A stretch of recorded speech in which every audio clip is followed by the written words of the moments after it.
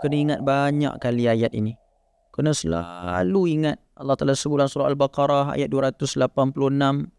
Kena letak dalam kita punya hidup ini. Kata Allah, la yukallifullahu nafsan illa wus'aha. La yukallifullahu nafsan illa wus'aha. Allah tak akan bebankan kita kecuali dengan sesuatu yang kita mampu nak tanggung. Betul, banyak masalah kita, terluka kita, tak bahagia kita, terseksa kita. Tapi semua yang jadi dalam hidup kita, Allah Ta'ala tentukan dengan satu perkara. Sebab Allah Ta'ala nak angkat darjat kita. Allah Ta'ala nak muliakan kita. Kalau tak ada ujian, macam mana Allah Ta'ala nak tahu yang kita ni adalah manusia yang dipilih untuk layak masuk ke syurga? Kerana nak duduk dalam syurga, dah tentu manusia yang terpilih saja, manusia yang teristimewa saja, yang paling special, yang boleh masuk syurga.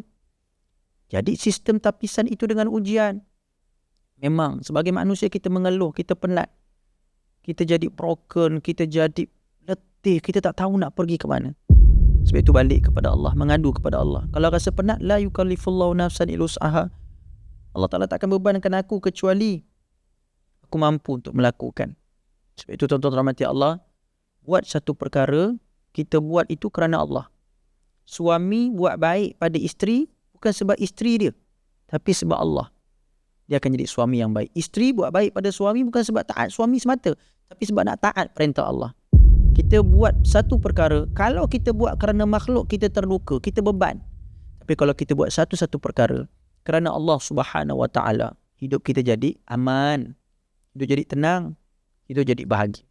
InsyaAllah, buat kerana Allah. Lillahi ta'ala, insyaAllah, semuanya akan jadi tenang sentiasa.